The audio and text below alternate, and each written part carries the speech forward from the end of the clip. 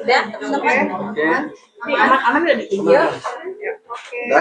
Oke Kak, bisa dibagikan nih mengenai kabar kebahagiaannya untuk kehamilannya seperti apa? Kita kasih tahu bulannya. Kasih tahu aja. Ya. Alhamdulillah, kami punya kabar bahagia yang akhirnya bisa kasih tahu ya gitu. Selama ini kan kita masih diam-diam dulu, belum banyak cerita ke orang-orang, apalagi ke keluarga, karena kan memastikan dulu lah semuanya sehat. Dan alhamdulillah sampai hari ini saya sudah hamil 4 bulan lebih. 4 bulan lebih. Hampir 5 bulan. Ya, jalan 5. Alhamdulillah kita menjalankan program IVF atau bayi tabung di Malaysia. Di Malaysia. Sejak kapan tuh mungkin bayi program? Kalau programnya sendiri itu udah dari setahun yang lalu gitu.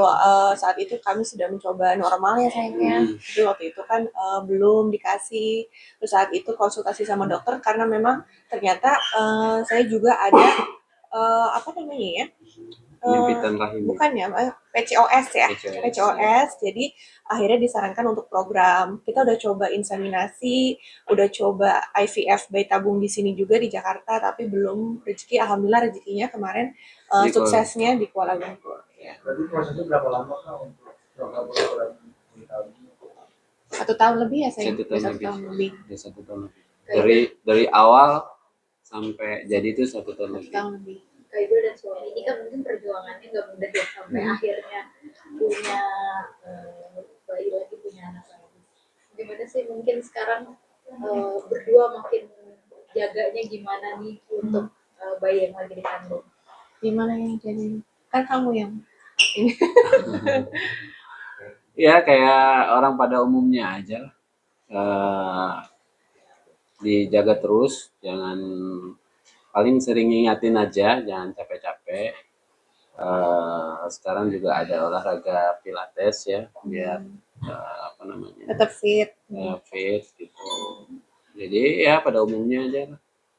Iya, pada umumnya aja. Jadi agak bawel. Lebih protektif betul. Karena kan ya alhamdulillah dapatnya kan berusahanya cukup nggak bisa dibilang singkat ya. Jadi awal-awal ya jadi tahanan rumah dulu kemarin. Nggak boleh kemana-mana, nggak boleh capek-capek gitu. Terus abis kemarin tindakan juga bed restnya lama ya sayangnya gitu. Jadi ya alhamdulillah sampai saat ini udah bisa beraktivitas kembali karena udah 4 bulan lebih. Tapi trimester pertama gimana Kak? Ada ngidam-ngidam mungkin? Iya, struggle-nya gimana gitu trimester pertama? Kalau trimester pertama sih ya biasa sih kayak umumnya mual-mual, muntah-muntah, terus sedih terus. Pokoknya apapun yang apa ya, hal-hal kecil aja tuh nangis gitu. Lebih sensitif ya. Sensitif banget.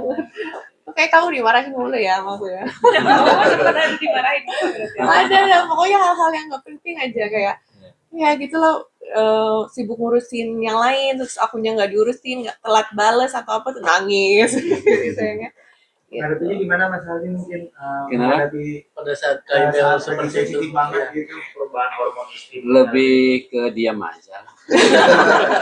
Kan kita juga tahu dia dalam keadaan berbadan 2 seperti itu ya. Kalau misalnya kita ladenin ya malah jadi apa namanya larinya ke si bayinya gitu. Apa yang aku kirim ke kamu itu?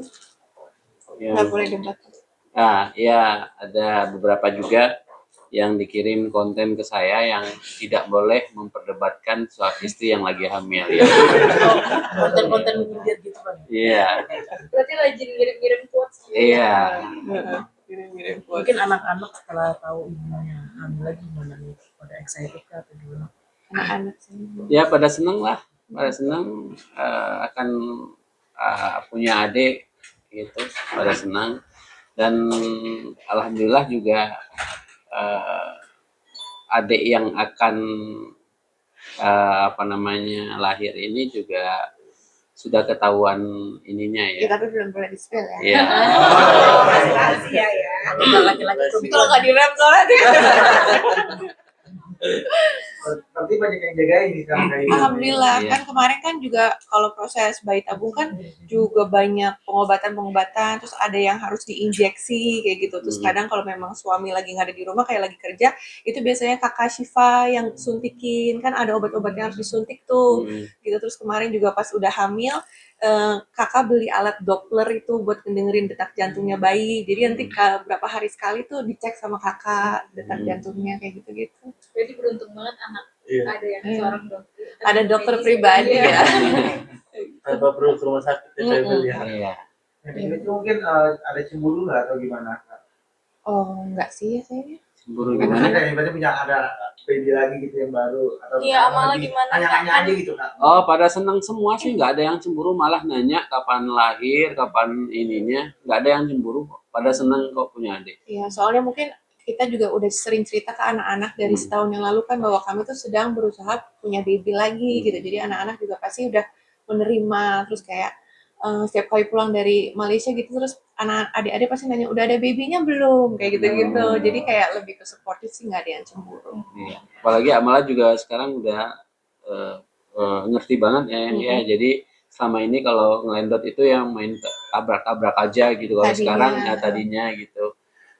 Tapi sekarang udah tahu ada baby, dia kalau deketin maminya itu ya lebih Pelan-pelan. pelan gitu, takut babynya kenapa-kenapa gitu.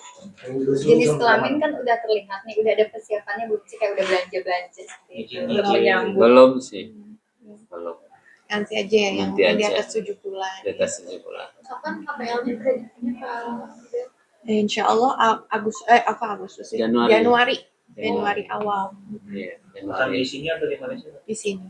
di sini. Itu ada ngidam yang aneh-aneh nggak sih? Ada nggak yang? Yang susah diturutin sama Enggak sih ya. Paling minta makanan-makanan yang standar aja, yang enggak terlalu susah lah. Yang Kamu mudah yang lah. ngidam malah ya. oh gitu. Iya. Yang ngidam aneh-aneh lah. Apa itu? Ngidam apa tuh? Ya kadang-kadang mie instan malam-malam bilangnya ngidam. Nggak tahu ya itu cuma alasan atau gimana sih juga nggak tahu. Tapi kalau yang paling aneh, maksudnya apa yang ngebedain dari kehamilan sebelumnya sama kehamilan sekarang nih Kak Ika?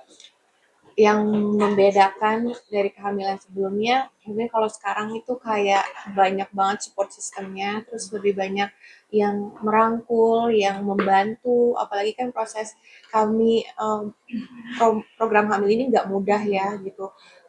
Bolak-balik ke Kuala Lumpur juga itu cukup melelahkan gitu, dan ini juga bukan yang pertama langsung berhasil, ini tuh yang ketiga ya sayang, Yang ketiga. gitu. Jadi lumayan emosinya bermain lah di situ kan. Jadi dirangkul sama suami, dirangkul sama anak-anak, sama keluarga tuh itu sangat membantu banget. Jadi itu bedanya mungkin yang sekarang ya. Atau ada apa tuh kayak tanda-tanda ke teman-teman artis nggak sih yang program kayak juga gitu kan, kayak misalnya kayak ada ini Sumargo terus ada yang lain juga, ada konsultasi nggak sih sama teman-teman gitu? Ada. Ya tapi kan nggak bisa disamaratakan semua. Mungkin hanya nanya prosesnya aja, oh nanti akan begini, tapi situasi orang kan beda-beda. Sikon di lapangan tuh beda-beda. Bapak kan.